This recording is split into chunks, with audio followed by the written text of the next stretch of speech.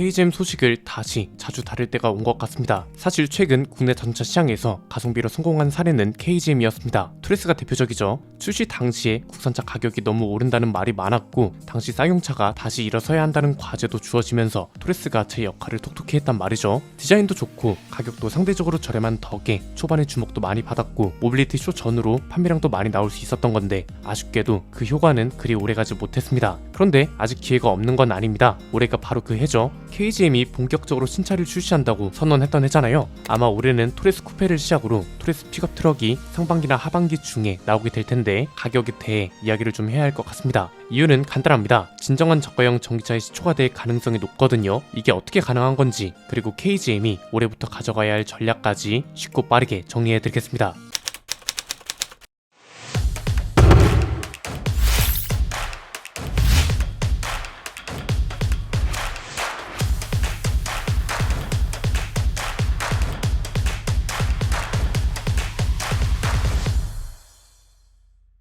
요즘 전기차 시장 트렌드는 단연 가성비와 점유율일 겁니다. 그래서 테슬라도 저가형 전기차인 모델2를 빠르게 출시하려 하고 있고 수익률까지 포기해가면서 점유율을 차지하겠다고 발버둥 치고 있잖아요. 이러는 이유는 간단하죠. 지금 당장 전기차 시장을 장악해야 10년, 20년 뒤에 편하거든요. 내연기관차 시장으로 치면 지금의 토요타라고 생각하면 될 듯합니다. 토요타는 전 세계적으로 가장 많이 팔리는 브랜드이기도 하고 이미 동남아나 아프리카 등등 잠식하고 있는 지역도 많단 말이죠. 이런 지역은 다른 브랜드가 뚫기가 굉장히 어렵고요. 이미 견고하게 시장이 만들어져 있고 그 지역 소비자들도 토요타 말고는 익숙하지가 않으니 다른 브랜드는 접근 자체를 안 하는 거죠. 지금 테슬라가 이런 큰 그림을 그리고 있다고 보시면 되는데요. 사실 이런 얘기는 글로벌 브랜드들 말 그대로 대표가 어떤 말만 했다 하면 신차 하나만 출시했다 하면 전 세계에서 이슈가 되는 브랜드가 아닌 이상 먼 나라 이야기입니다. 우리나라로 치면 KGM이 대표적이겠죠. 이런 작은 브랜드가 서러운 게 뭔가요? 이런 논평에서는 글로벌 브랜드가 아니라는 이유로 언급조차 안 됩니다. 그런데 또 현실 시장에서는 거대 브랜드들하고 싸우지 못하면 살아남지 못한다는 거죠. 전기차 시장에서의 KGM도 마찬가지라고 보시면 될 것 같습니다. 기존엔 현대기아차만 견제를 하면 됐습니다. 그런데 테슬라가 한국에서 이렇게 나올 줄 누가 알았겠어요? 중국 생산 모델을 저렴하게 들여와서 현대 기아차보다 많이 팔아버리고 있잖아요.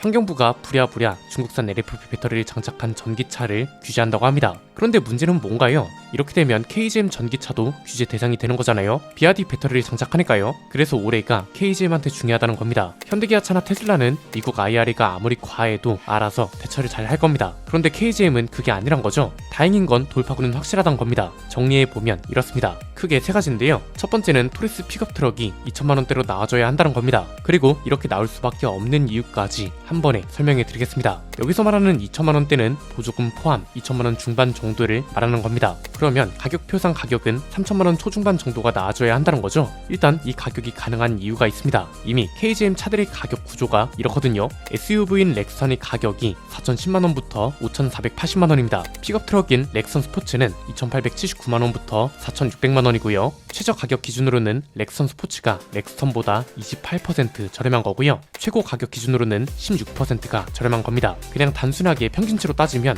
픽업 트럭인 렉선 스포츠는 SUV인 렉선보다 평균 22%가 저렴하다, 이런 결론이 나옵니다. 그냥 숫자를 대입해보면 됩니다. 토레스 EVX 가격이 보조금을 제외하고 4,750만원부터 5,440만원입니다. 평균 22%가 저렴해야 한다면 토레스 픽업 트럭은 시작 가격이 3,700만원, 풀옵션 가격은 4,240만원 정도가 되어야 한다는 거죠. 이러면 최저 가격 기준으로는 2천만원대가 무난하게 나오고요. 중간 가격으로 해도 2천만원 후반에서 3천만원 초반 정도가 되는 겁니다. 이렇게 되면 내연기관 픽업 트럭인 렉선 스포츠하고도 가격이 애매하게 겹치지 않고 무엇보다 전제 조건이 뚜렷하잖아요. 토레스 전기차의 특징이 뭔가요? 최하위 트림에 옵션을 아무것도 안 넣고 사도 될 정도로 기본 구성이 탄탄하단 거죠. 토레스 픽업 트럭이 이렇게 나야 한다는 게 전제 조건이고요. 이렇게 되면 이거 자체로 경쟁력이 되고 이슈도 되는 거죠. 토레스는 스포티지보다 좀 더 큰 중형 SUV입니다. 이걸 기반으로 만들어지는 중형 픽업 트럭이 소형 SUV랑 가격 차이가 안 나거나 겹치는 수준으로 나와준다는 거, 이건 이제 일반 소비자들이 접근을 확 끌어올려주는 역할을 하는 거고 업계 시선에선 KGM이 말 그대로 이를 내는 거죠.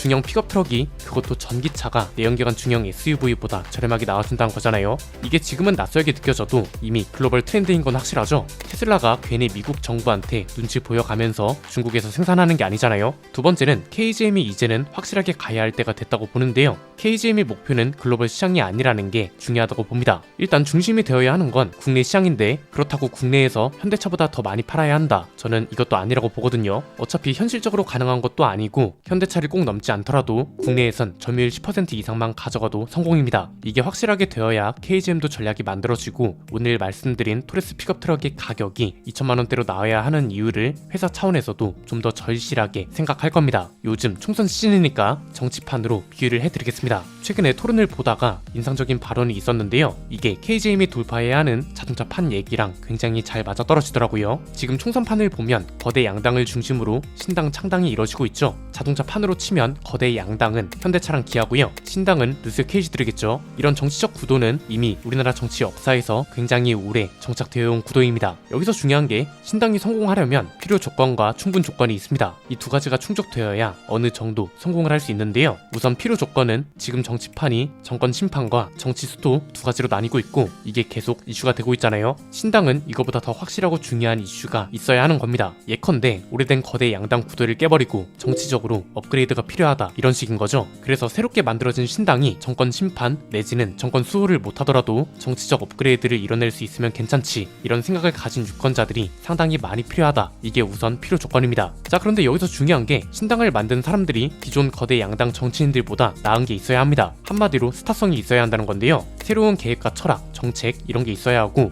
즉 정치적 업그레이드뿐만 아니라 유권자들이 저 사람은 그 일을 충분히 할 만하니까 표를 줘야겠다, 이렇게 생각할 수 있게 기대를 모을 수 있는 사람이 신당에 있어야 한다는 겁니다. 이게 이제 충분 조건인데, 이 두 가지 조건이 어느 정도 갖춰져야 지역구 선거에서 조금이라도 점유율을 가져갈 수 있거든요. 마찬가지입니다. 자동차판, 그 중에서도 KGM이 신당에 해당하는 거잖아요. 이 KGM이라는 신당이 성공하려면 필요 조건은 뭔가요? 거대 양당인 현대기아차로 나뉘고 있는 대한민국 자동차 시장입니다. 그러면 KGM은 현대기아차보다 더 나은 자동차를 출시할 필요가 있다는 겁니다. 현대기아차에 편향되어 있는 점유율을 깨고 자동차 시장 전체적으로 업그레이드가 필요한 거죠. 그래서 꼭 KGM이 점유율로 현대기아차를 이기지는 못하더라도 몇 가지 신차로 점유율을 어느 정도 뺏어올 수만 있다면 괜찮다, 이런 생각을 가진 소비자들이 굉장히 많아져야 합니다. 결국 KGM은 소비자들이 이런 생각을 가질 수 있을 만한 신차를 만들어야 한다, 이게 필요 조건인 거죠. 충분 조건은 KGM이 만든 신차가 기존 현대기아차의 신차들보다 더 나은 게 있어야 한다는 거겠죠. 이건 꼭 신기술이 아니라 상품성이 될 수도 있고 가격이 될 수도 있는 겁니다.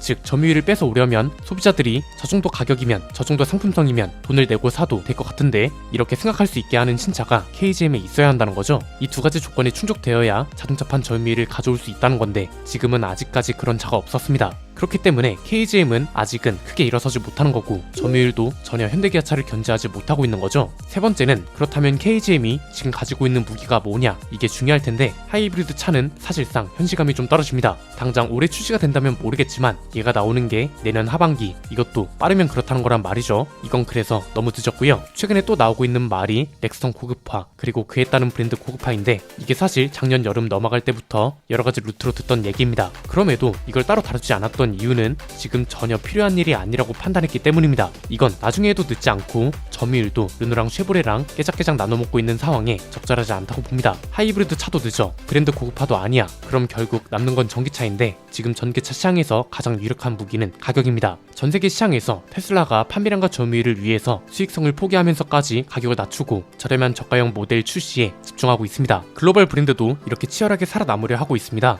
KGM은 한국 시장에서 살아남는 게 첫 번째 과제고, 누가 뭐래도 한국 시장이 가장 중요한 브랜드입니다. 이미 해결해야 하는 과제가 주어져 있습니다. 현대기아차와 테슬라를 견제해야 한다가 첫 번째, 그런데 중국산 LFP 배터리가 규제 대상이다, 이런 상황에 전기차 시장을 가만 보니까 사람들은 또 비싸서 안 산대요. 그리고 점점 자동차 질사들이 보조금 영향권에서 벗어나려 하고 있기도 하고요. 한마디로 보조금 없이도 저렴한 전기차가 살아남게 생긴 건데, 그럼 이미 답은 정해진 겁니다. 이론적으로도 토레스 픽업 트럭이 토레스 EV보다 저렴해야 하고 2천만원대라는 키워드 자체가 전기차 시장에선 혁신으로 들린단 말이죠. 그래서 토레스 픽업 트럭은 무슨 일이 있어도 2천만원대 실금의 가격을 실현시켜야 한다고 보고요. 이렇게 나오지 않을 이유도 못할 조건도 전혀 없다, 이렇게 결론 지을 수 있습니다. 선택의 여지가 없잖아요. 현대기아차처럼 개발 비용도 많고 그리고 인력도 많다면 벌써 하이브리드 차도 출시하고도 남았겠죠. 그런데 그게 아니라면 주어진 자산을 가지고 충분히 활용할 수 있어야 한다고 보고요. 이 방법을 가장 확실하게 실현할 수 있는 건 토레스 픽업 트럭의 가격, 그리고 앞으로 나올 신차들도 이런 방향으로 나아가야 안정적인 점유율 확보가 가능할 거라고 봅니다.